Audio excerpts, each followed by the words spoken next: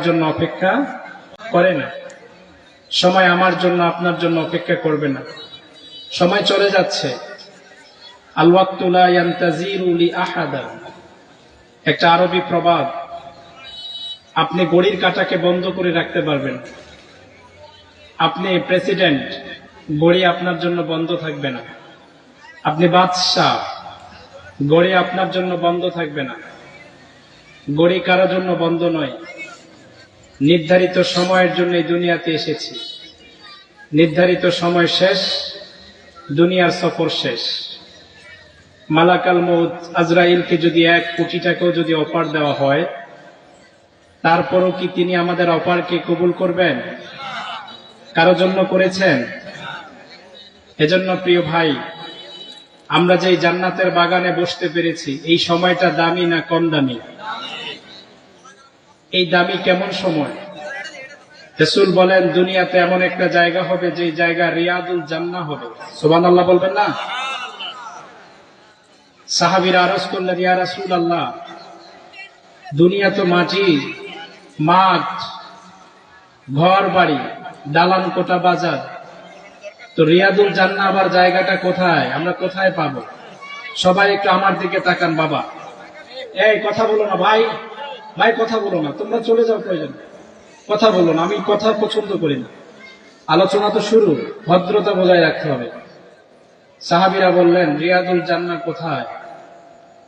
বলল যে, যেখানে আল্লাহ এবং তার হাবিবের রুবুবিয়্যাত আর রিসালাতের আলোচনা করা হয়, কোরআনের তাফসীর করা হয়, হাদিসের শরআগুলো সুন্দর করে উপলব্ধি করে ব্যাখ্যা দেওয়া হয়, সেই জায়গাটা হয়ে যাবে জান্নাতের বাগান।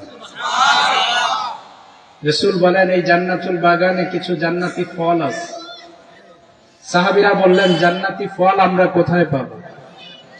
বলল, জান্নাতি ফল হচ্ছে এই যে আমার উম্মতেরা ওরাসাতুল আম্বিয়ার বয়ান শোনার পরে ফজিলতপূর্ণ আলোচনা, তাত্ত্বিকপূর্ণ আলোচনা, কোরআনের বিশদগর আলোচনা শোনার পরে তারা সুবহানাল্লাহ পড়বে, আলহামদুলিল্লাহ পড়বে। এগুলাই হচ্ছে জান্নাতি ফল। শুধু তাই নয়, রাসূল বলেন, সুবহানাল্লাহর দাম কত আর আলহামদুলিল্লাহর দাম কত জানো? কেউ যখন একবার আলহামদুলিল্লাহ বলে, শুকর করে, নিয়ামত পাওয়ার পরে, আমি যে জান্নাতের বাগানে বসার যে সুযোগ আল্লাহ আমাকে দিয়েছেন, এই সুযোগ পাওয়ার পরে যখন বান্দাটা শুকর করে, আলহামদুলিল্লাহর বাক্যটাকে উচ্চ আওয়াজ দিয়ে উপলব্ধি করে, আল্লাহ তাআলা বলেছেন, একবার আলহামদুলিল্লাহ, আসমান আর জমিনের ফাঁকা জায়গা আল্লাহ নেক দিয়া পরিপূর্ণ করে দেবে। শুধু তাই নয়, রাসূল সরওয়ারে কায়না হাবিবে মুস্তাফা বললেন, একবার সুবহানাল্লাহ বললে তামলাউল মিজান, মাহশরে আল্লাহ তাআলা মিজানের পাল্লা তার জন্য ভারী করে দিবে। তাই আমার এই যে আলোচনাগুলো শোনার পরে একটু সুবহানাল্লাহ, আলহামদুলিল্লাহ কি বলা যাবে? ভাই, আমি কিন্তু সব বক্তার মতো না। আমার দিকে যদি আপনি না তাকান, আমার কথাগুলো যদি আপনি না উপলব্ধি করেন, আমি আলোচনা করতে পারি না। অনেক বক্তার স্বভাব আছে, চোখ বন্ধ করে ওয়াজ করে, আমি পারি না। আমি ওয়াজ করতে চেষ্টা করি একটা ক্লাসের মতো, একটা বিষয় নিয়ে আলোচনা করব, আমি বুঝবো, আপনারা না বুঝলে এই আলোচনা সার্থক হবে না। আমি আজকে পবিত্র কোরআন এবং রাসূল করিম সাল্লাল্লাহু আলাইহি ওয়াসাল্লামের পথ নিঃসৃত পবিত্র মুখ মোবারকের সেই ঐতিহাসিক বাণীগুলো সুন্দর করে আজ থেকে 1450 বছর আগের মেসেজগুলো পুনরায় রিপ্লাই করব ওরাসাতুল আম্বিয়া হিসাবে।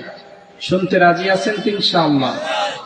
প্রিয় ভাই আমার, কোরআন এমন একটা কিতাব, যেই কিতাব সম্পর্কে বলছেন এটা হুদাল লিল মুত্তাকিন, এটা মুত্তাকিদের জন্য হেদায়েত। আবার বলছে হুদাল লিল মুমিনিন, এটা মুমিনের জন্য হেদায়েত। আবার বলছে কোরআন হচ্ছে মানব জাতির জন্য কল্যাণ। আবার বলেছেন এই কোরআন হচ্ছে মানব জাতির জন্য শেফা। এই কোরআন আল্লাহ তাআলা তার হাবিবে মুস্তাফার প্রতি নাজিল করেছেন।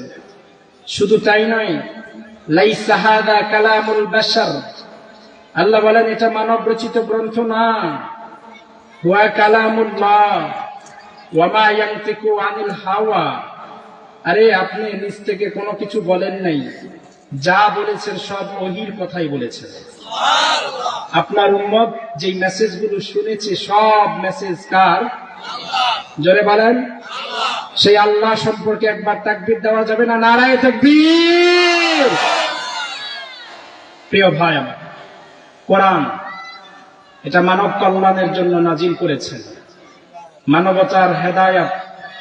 পরিবার বলেন, সমাজ বলেন, রাষ্ট্র বলেন, পৃথিবীর কোন রাইটার লেখার পরে বলে না যে এই কিতাবের মধ্যে ভুল নাই। রাইটারের সমাপ্ত পরিভাষার বয়ানগুলো হচ্ছে আমার বইয়ে কোনো ভুল থাকলে আমাকে একটু জানিয়ে দিবেন। কিন্তু আল্লাহ তাআলা লাউহে মাহফুজে লিপিবদ্ধ কোরআন নাজিল করার পরে আল্লাহ কোরআনের প্রারম্ভিক সূরা সূরাতুল বাকারার আরবি মুকাত্তাআতের হরফের শব্দের পরে আল্লাহ বলেছেন যালিকাল কিতাব, এটা এমন একটা কিতাব তোমাদের কাছে যে আসছে, যে কিতাব সম্পর্কে তো জানতে হবে, লা রাইবা ফি, এটার মধ্যে কোনো সন্দেহ নেই। এই কিতাব আল্লাহ তাআলা মানব জাতির মধ্যে সর্বশ্রেষ্ঠ, সাইয়্যিদুল বাশার, সবচেয়ে সেরা মানব, কুল ইন্নামা আনা বাশার, সবচেয়ে সেরা মানব, যার তুলনা, যার মেসাল অন্য কোন মানবের সাথে নাই, যার তুলনা তিনি নিজেই। আল্লাহর পরে যার শান ও মান, ওয়া রাফা'না লাকা যিকরাক ইযা যুকিরতু যুকিরতা মাই, ওয়া হাবিবাল্লাহ, আমার সেই ঐশী বাণীগুলো, মেসেজগুলো তো আপনাকে দেওয়াই মানায়। সুবহানাল্লাহ। এটা কারোর জন্য মানায় না। কথাগুলো কি বুঝতে পেরেছেন? আদম সফিউল্লাহ থেকে ঈসা রুহুল্লাহ পর্যন্ত আল্লাহ তাআলা হাবিবে কিবরিয়ার আগমনের আগে আল্লাহ 1,23,999 জন পয়গম্বরকে নবুয়াত এবং রিসালাতের বার্তা দেওয়ার জন্য এই দুনিয়ার মাঝে পাঠিয়েছেন, অন্ধকারকে দূরীভূত করার জন্য, আলোকময় সমাজ দেওয়ার জন্য। তার আগে আল্লাহ তাআলা বড় 3টি কিতাব নাজিল করেছেন বড় 3 জন পয়গম্বরের কাছে।